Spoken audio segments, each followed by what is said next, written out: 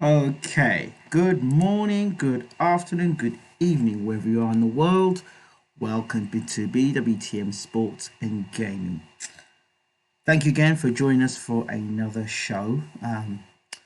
As always, I always ask, don't forget to rate, subscribe, and leave your comments as always. Much appreciated. And share the video as well. Do share the video on your Facebook page, your Twitter page, your Instagram page. Share the video across. Let's get more people involved. Let's get more people talking. Okay, as always, these shows are members only, meaning only members can comment. If you want to comment, please do jump in, become a member, hit the join button today, become a member, and have your say. We prefer to have troll free shows, so this is why we do it, to have membership, and we have people in the room that are very respectful and can share their opinion without having troll like behavior. Hence the reason why we have our shows like this. So if you are slightly frustrated, then leave a message in the comment section, of course, and of course I'll respond. Okay, let's get into this.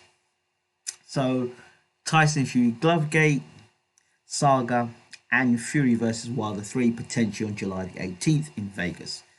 Let's start with this issue first with Mr. Fury and the gloves. Well, I'm not even go to the gloves. I want to go back before we even talk about the gloves. I went back and looked at the end of the video, at the end of the fight between Fury and Wilder, and I saw Suleiman, Mauricio Suleiman, and he was taking a photograph of Tyson. Tyson was just proudly having the belt in that moment, and I looked at Mauricio Suleiman's face, and he didn't look pleased. He didn't look happy at all that Tyson Fury was the new WBC champion. He didn't look pleased at all. He looked in pain, and look, I don't know if he was crying, but he looked pretty upset. He didn't look happy at all that Tyson Fury had now become the the new WBC champion, and that their long reigning WBC champion in Deontay Wilder got beat. He didn't seem happy at all, Mauricio Suleiman. It's as if Mauricio Suleiman's son had got beat there. He didn't look happy at all. He looked really, if looks could kill, I think Mauricio Suleiman would have been a killer that night. He didn't look happy. He didn't look happy when Mauricio Suleiman was taking a photograph. Yes, Hamza, salute to you. He didn't look happy when the photograph was being taken. He didn't look happy beforehand, and he certainly didn't look happy afterwards. Whatever. But I just wanted to put that in. I like to bring things up and put things in their place, or just make observations. So we put that to one side. This Glovegate scandal that's going on about Tyson Fury. Now, see, if you remember what I said just after the fight with Uncle Bash, I said to Uncle Bashir, I hope that at the end of this fight, that there's going to be no scandal surrounding Tyson Fury. I believe there has to be some form of controversy for there to be a third fight to be justified. Even though Wilder got beat, outboxed, outpunched, outmaneuvered, outthought, and basically, destroyed. The whole thing is there needs to be some form of controversy for a third fight. Let's be honest. If there was no controversy in for the third fight, tickets wouldn't sell and nobody would be damn well interested. But now we have some controversy. We have something Glovegate. Now, I don't want to detract from what Tyson's done. I think what he's done is amazing. I think it's brilliant what he's done. I think it's good. I think it's good for for his story, and that we've got a guy that's prepared to get in the ring and fight the best, and not say he wants to fight the best.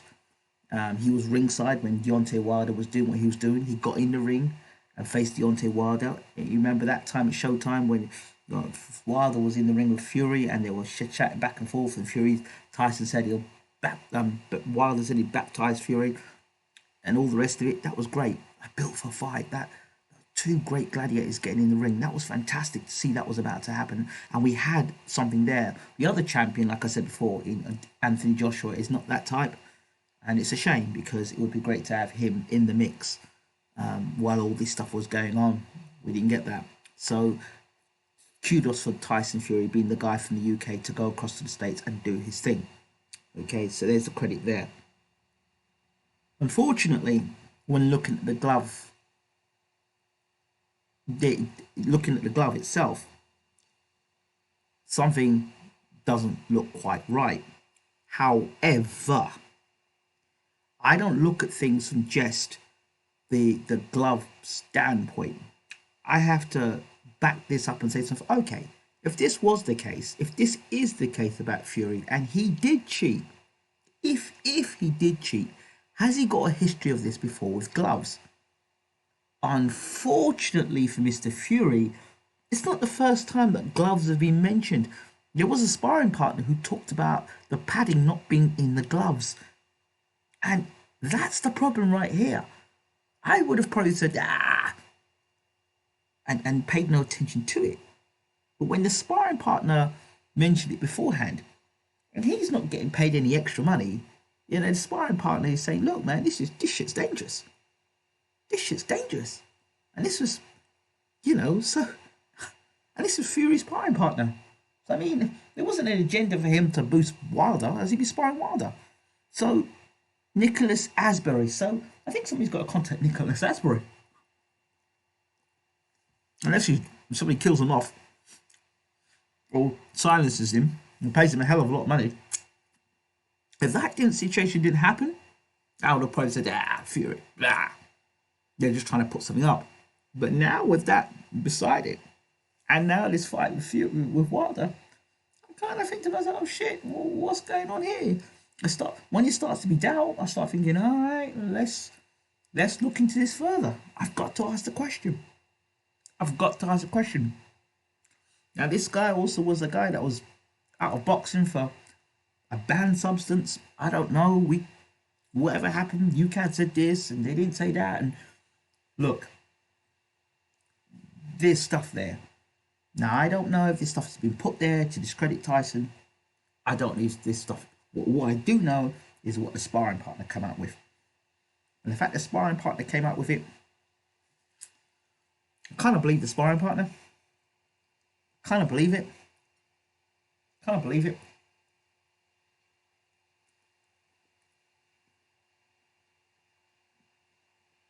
So, the thing about the preferential treatment, I'm about to come to that. Now, don't go there about preferential treatment, because I will pull your preferential treatment and knock it clean out the park. And here we go. Historically in heavyweight boxing, there's always been the thing about the Great White Hope. You had Henry Cooper. You've had what's his name, Cooney. They made that into a race war between Cooney and Holmes. It's always been a great thing between the black man and the white man fighting. Fury didn't want to get involved into all that, but he damn well knows what the situation is. He knows. Believe me, he knows. He knows the state of America and how divided America is. Now, this is how I perceive it to be. There is preferential treatment in the media between black fighters and white fighters. That is a fact, and there is preferential treatment. That's not even. I'm not asking for any apologies. I'm not asking. That is what it is, and we call it for what it is. Too often people want to push things under the carpet, and the ones who want to push it under the carpet are the ones who are benefiting from the situation. So I'm just calling it as it is. Now, I tell you this now. Fury, being heavyweight champion of the world. Now check at the time he's become heavyweight champion of the world. Black History Month. Okay. Now in the ring, there were three kings in the ring. It was Mike Tyson, Vander Holyfield, and Lennox Lewis. They were three undisputed champions. Wilder was a long reigning champion. Fury had already won the other belts, and he'd beat Wilder, as far as I was concerned, made him undisputed because he never lost the belts in the ring. He beat Klitschko and he beat Wilder. Now, I will say this much. Even if Fury, and the situation is that he may have cheated. If he may have cheated, the powers that be, I'm talking about the divide and conquer those people, those people will be delighted to have seen Wilder get his ass kicked by Tyson Fury for political reasons. All right, for political reasons. You know, this white guy. It don't matter. We don't care where he comes from. We don't care if he's an English, if he's American, if he's Chinese. As long as he's white, it's right. This is the mindset of divide and conquer people, and that mindset, as far as they're concerned, by any means necessary, they'll let their guy win. All right. So with that mindset in place, and Fury winning the way he won on the night, it is going to be very difficult to revoke or to make a change in the decision or the result of the fight. Too much money is involved.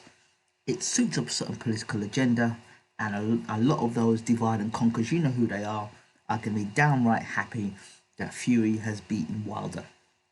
Okay, so let's put that out there as well. My point is this: you can talk about the Glovegate scandal all you want till you got blue in the face, but ultimately, ain't nothing going to change. And if Wilder's people are hoping that by Glovegate scandal they're going to get the belts back, well, the belt they can forget about it. Not going to happen. Had it been the other way around, I'd like to see what would happen if it was Wilder whose gloves were looking that way. And previously, in 4 months beforehand, there was somebody talking about Wilder's glove being busted open or there was problems with the gloves. I'd like to have known how people would have responded to that. So I'd like to know how they handle that. Yeah. So I am very happy that John Fury and Tyson are getting their limelight. The question I ask myself is why now? Because when he was champion and he beat Klitschko, which at the time was a much better performance, meant much more than beating Wilder, bearing in mind all the belts and you know didn't get the hero's welcome then. All of a sudden now Tyson's getting a hero's welcome. What's changed? Is it because of the affiliation he has now with Bob Arum? Is that what it is? Why is it now Tyson's getting all this heroes welcome? Why is it now John Fury's getting all this praise? What the hell is that all about? That's what I want to know. What changed? What the people's the media have changed? What's happened? When Tyson was champion the first time around, they couldn't stop telling us about how Peter Fury was a criminal and he was this and he was that, and now he comes home with the belts and he's getting a hero's welcome and being on This Morning, and what's going on now? There's more probably of a chance now of Tyson becoming personality of the year than it was then. What happened? What changed? What is it that has happened for Tyson Fury? Was it signing with Bob Arum? What is it? I want to know what it is, because in his first coming of Tyson Fury, he didn't get that treatment. Why? And suddenly, I know Tyson, talk about Tyson being heavy. Now, if his strength and conditioning trainer is making him punch harder like that, I don't understand. He couldn't get Pianetta out there. He couldn't get the cruiserweight out there. And suddenly he's able to be punching like that. I don't know. I don't know if the weight is that, but I tell you, in terms of his boxing ability, I said before and I'll say it again, Tyson Fury's boxing ability that night was awesome. It's the best I've ever. It's the most exciting I've seen Tyson Fury fight without his ass being on the canvas or getting severely shaken up. That's the most exciting fight I've seen Tyson Fury in. He's getting praised because he beat an unbeaten black guy that was knocking everyone out. Well, that might be it there. You may knock the nail on the head there. May be that. It may be that. So it means more that Tyson beat. It means more that Tyson beat Wilder than he beat Klitschko. Really? Is that what you're telling me? I don't know. Yes, Denise, how are we doing? Good to see you in the room as always. So, it's just a question I ask.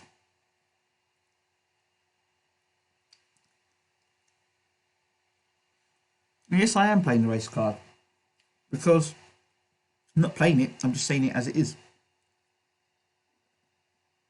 Usually, when these conversations come up, the first people to complain about it are the ones who actually have the privilege because they don't understand. When you have privilege, you take it for granted. So you don't appreciate people who don't have the privilege. That's how privilege generally works. So, but I don't know. Tyson's background suddenly hasn't changed from then till now. His story hasn't changed.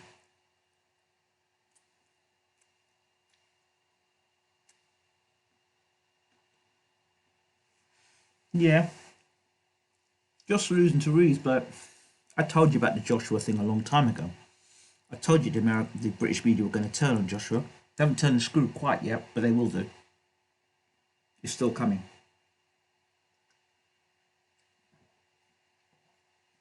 But the screw, they haven't quite turned the screw on Joshua yet, but they will.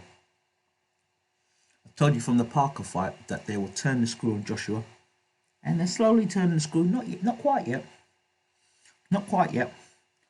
Let things go sour between him and Hearn, and you'll see the screw completely turn. So, you know, but yeah.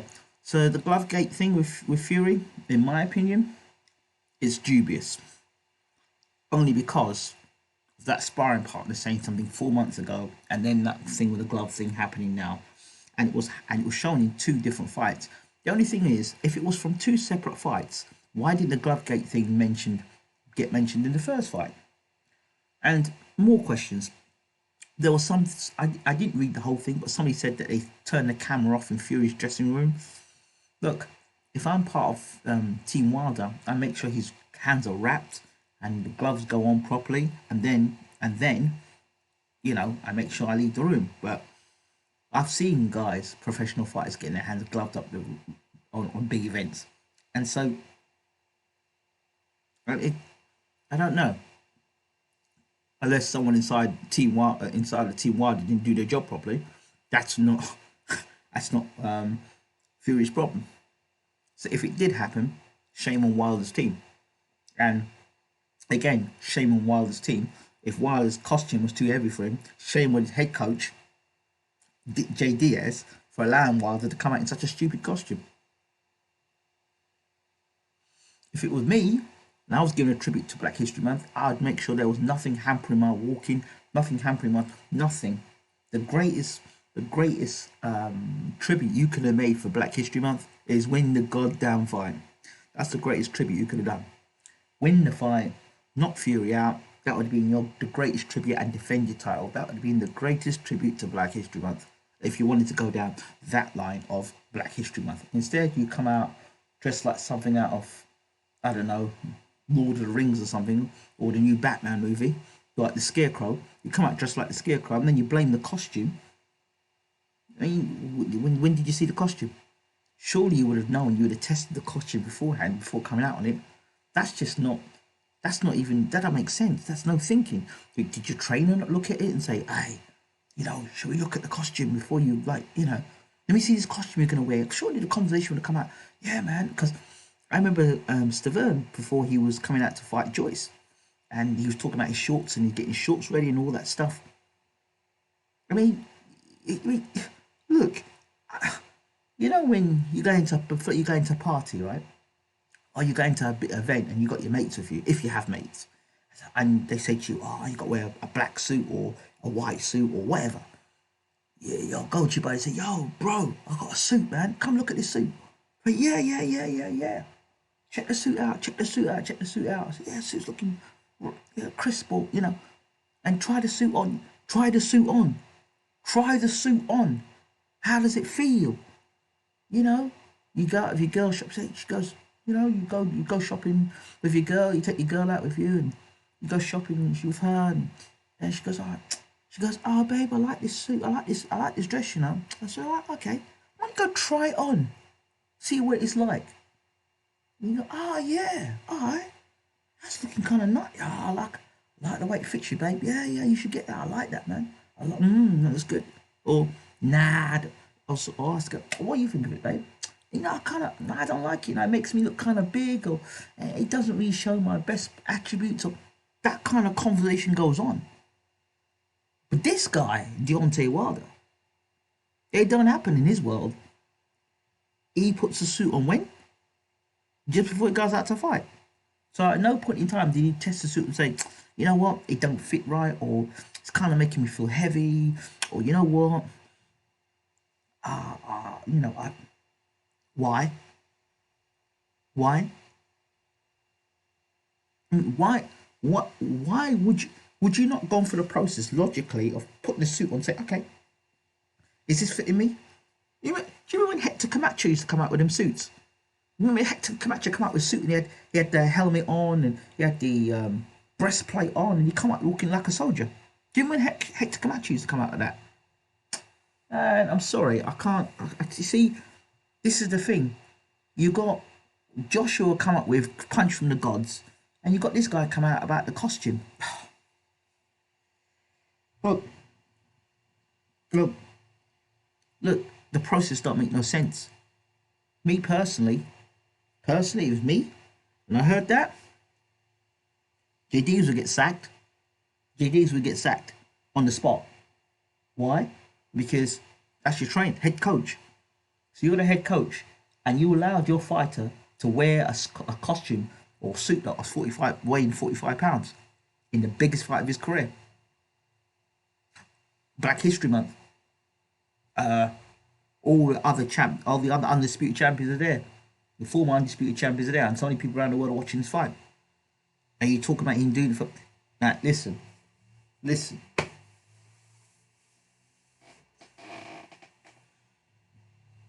Why wouldn't you try the suit on earlier?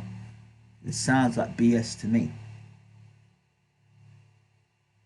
Sounds like BS to me. I said from round one he didn't look right. Now I don't know if he didn't look right because there was something wrong with his leg or what, but something wasn't right from round one. The other thing, right, what wasn't right was the way he was responding to punches. The way Deontay Wilder was from the jab, the first jab that Fury threw. From the first jab Fury threw, Wilder didn't look right. Go back and look at the fight. The first hard jab the Fury connects on Wilder, he don't like that. He didn't like it. And from that point onwards, it was all downhill. All downhill. Go back and look at the fight. From the first jab Fury hits Wilder wasn't no. And already Fury already with Wilder, I've said before, he blocks punches with his face. He's got his face out there, and if he is getting older and he is getting slower, then the stuff that he's been doing will catch up with him.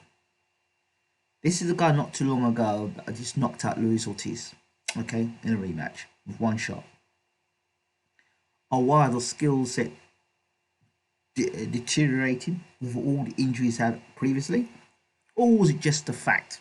Or was it just the fact that he just felt a guy that just boxed the living daylights out of him, and that's what he is? And Fury is just better than Wilder. You know, is that the case? Is Fury a better boxer than Wilder?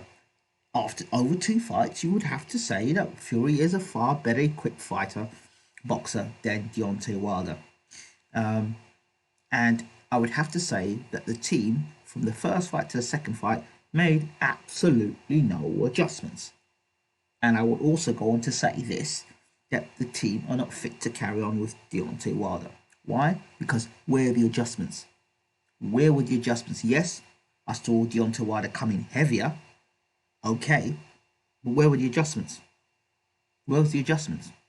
Tyson made adjustments. He came out with the same garbage from the first fight to the second fight. The same stuff. He did the same thing. You saw Fury made the changes. So you didn't think for what you thought what you were doing was good enough. It wasn't good enough.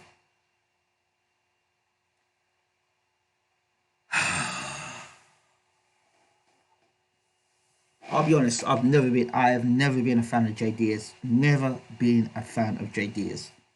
Never, ever been a fan or believer of Jay Diaz. Never, ever, ever, ever, ever, ever, ever, ever, ever been a fan of Jay Diaz. Don't ask me why, just never took to the guy. And sorry. Uh, Mark Breland, we'll talk about that now. You were outside the dressing room crying, bro. Now you've been brought back into the team. Listen to me. To me, it sounds like there were problems beforehand in that camp.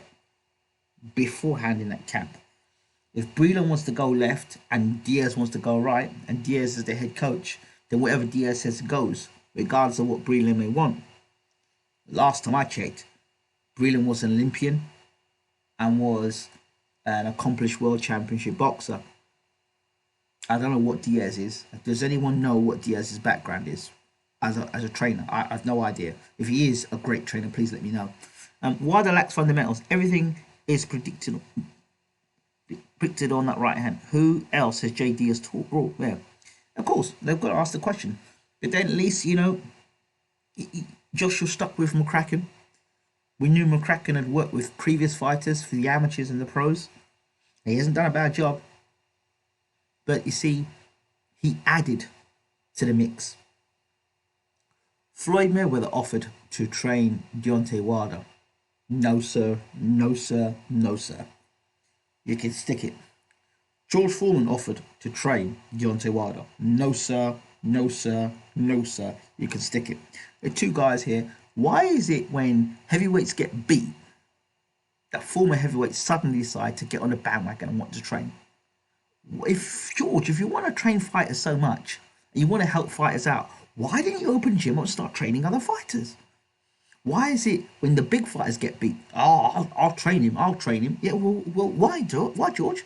Because you know you're going to get paid good money. It's a good deal. That's why. That's what I call opportunists. Opportunists. Foreman was no more than an opportunist, because at least if Foreman were training fighters, and you could see him working fighters regularly. Now, Derek James offered when Wilder was still knocking guys out that he would train them. I need to call Derek James up and ask him. Now, Derek James might be interesting to have for Wilder. I'd like to see Derek James because he might get those fundamentals together. But has Wilder got enough time between March and July? He's got even less time than Joshua. He's got less time than Fury. To get those fundamentals together, what gives Wilder the encouragement or thought process that in the first fight, if you couldn't get it done in the first fight, and you were even worse in the second fight, what's going to make you think you can do anything in the third fight? I mean, what's the plan? There's a scripture that says, where there is no vision, the people shall perish. In other words, if you have no plan, no game plan, what is the game plan? Jay Diaz, can you give me the game plan from first fight to second fight of fighting Fury? Surely one of the game plans should be not to allow Fury to put you onto back foot. Within 30 seconds, Fury's got you onto a back foot. So, can you explain to me what the game plan is? What exactly? And in camp, you were training with that guy. I saw Wilder doing some nonsense, jabbing and spinning around and doing some sort of Michael Jackson shit. Clearly, I didn't see you do that in the fight. You weren't allowed to do that in the fight. But you had a guy in there that was doing the Fury movement. But in this fight, Fury didn't do that. So you were boxing a Fury from the first fight and training to face that Fury again. I mean, somewhere in the training camp, you thought, you know what, Fury's a blatant liar. So, and even if he is going to come at us, we need to have a strategy. What's your game plan B? Okay, so if Fury's going to dance around the ring like he did the first fight, okay, that's plan A. Plan B, what if he does decide to come at us? I'm training Wilder. What if he does decide to come at us? You know who I'd bring in the sparring training camp? I'd have brought in David Price with me. Why? Big, strong, tall, powerful, can punch. You know what I mean? Amaris Vac, bring him in tall, big, long, can punch. Sparring partners we're looking now. Do you know what I mean? Tall guy. Cheney, that's another guy I'd bring in for sparring. You know? Forget Gerald Washington, because he's terrible. Right? But, I mean, the whole thing's a mess, an absolute mess. We've seen in two fights where I've got wrong. We've seen Joshua make just fundamental adjustments. We've seen Fury make fundamental adjustments. Wilder has to make fundamental adjustments quickly, quicker than those two guys. The two British guys got it right. Wilder's got to get it right in a shorter space of time. So he's brought Mark Breland back in, so he's going to stay with Jay Diaz. Really? Well, I don't see any success there. If they're going to use the same...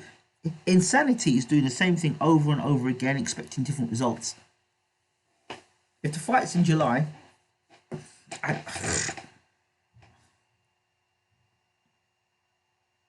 you just got to hope the right hand lands. That's what it is. Apparently, Diaz was a crime reporter before Wilder walked into his brother's gym. Oh, for flip's sake.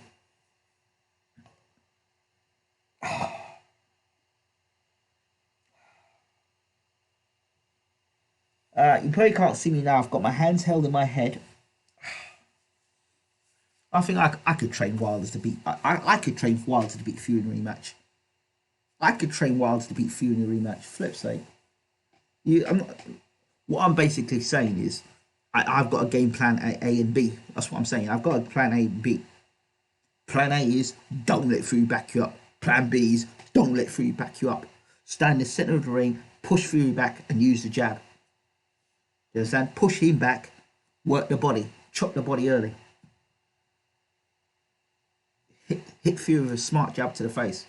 Do not allow Fury to put the 1-2 together, because when you're blocking, when he throws the 1-2 down the pipe, all you do is put your hands up like that. Did you not get taught to block the jab on the right hand? You use fundamentals. You put your hands together, you block the jab, you block the right hand. You know, you're taught. I was taught in the States. Your left hand, your right hand are your soldiers or your guards, and then your kingdom is your head, your temple, dome, your head. So you use your guards to protect. So he cannot fight anytime. That's why the 1-2s against Wilder are so effective, because he just puts his hands up and you just punch through the guard. So instead of going into a shell, my friend, find another way. Slip the jab, slip the right hand, or you pick your hands up and start blocking, chopping down on Fury's hands. Start hard chopping. Martial arts way. Use your arms. Use your arms and forearms. So when Fury throws a jab, smash down on his arms. Smash down on his arm. Take that jab away from him. Make him punch your elbow. Make him punch your elbow. Break his hand. And walk him back. You understand? And start smashing him to the body. And start hitting him back. Take the fight to him. You understand? So those are my thoughts. That at least do that. Walk Fury back. Walk him back. And keep on him. You understand?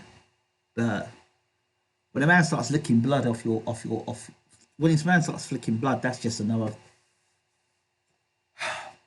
Psychologically, a man's licking blood off of you. Listen.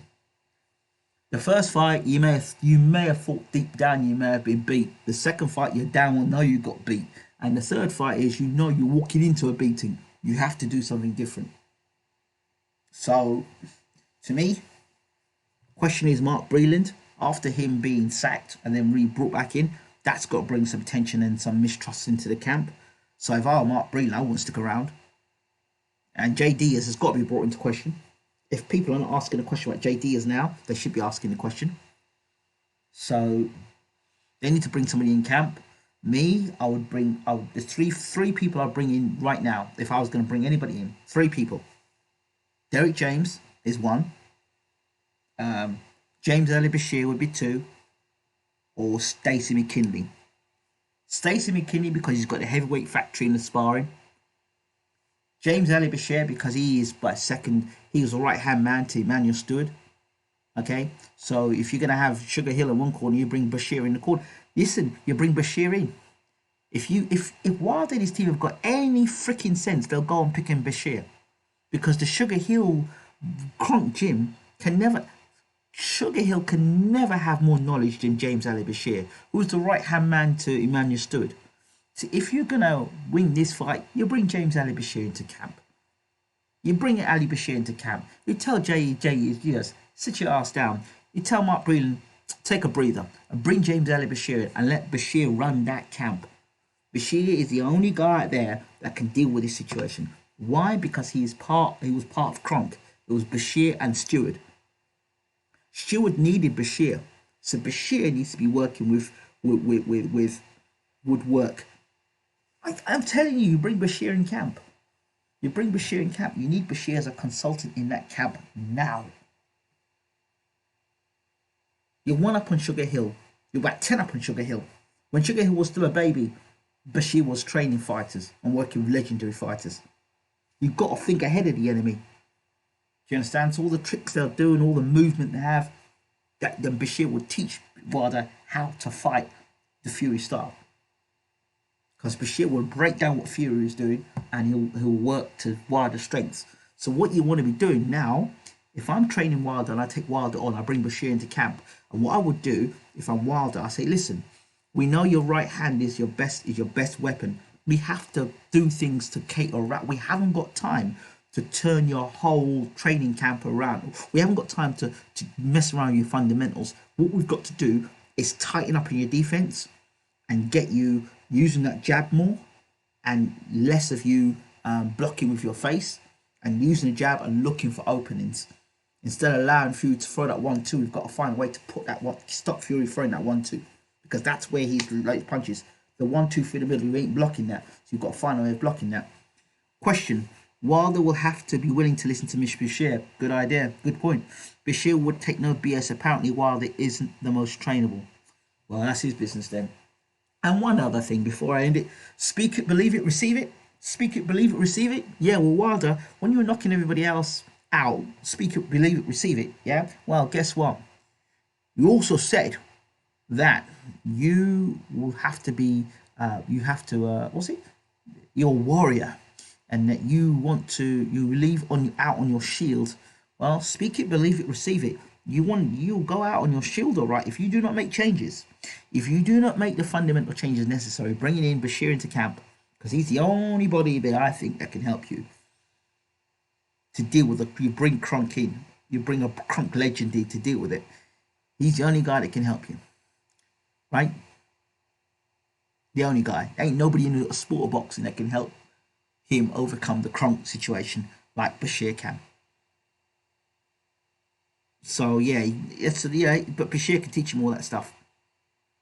Bashir will teach him to shake, and once he teaches, all he has to do is teach Wilder to shake, teach Wilder to shake, and teach him defense.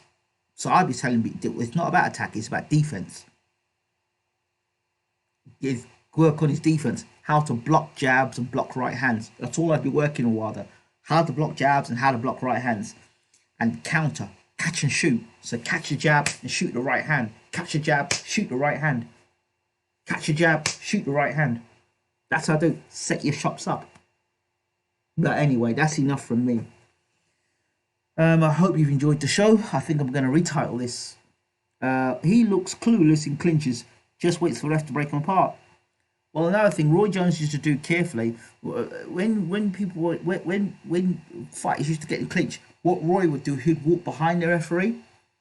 He'd walk behind the referee and then set up to get to the set of the ring again. All the time getting leaned on and taking body shots. Yeah, of course, but again, go to Jay Diaz. Go to Jay Diaz. And by the way, Jay Diaz, what is Wilder's most optimum weight for fighting? Because clearly, was he too heavy for the rematch? Was he too heavy for the rematch? I don't know. I don't know. But he looked worse than rematch, that's all I'm saying. Okay. I think I'm going to get out of here now, people. Yeah, I'm going to get out of here. Thank you all for watching. As always, I'm going to be back in a minute. And I might do PSC tonight because I still can't seem to beat Kobe Covington. Unless somebody can come up with the idea how to beat Kobe Covington on UFC 3. I might do some PES tonight. All right. Thank you all always for watching and supporting BWTM Sports and Gaming. Much love to you all. Don't forget to rate, subscribe, leave your comments and share the video. We're out.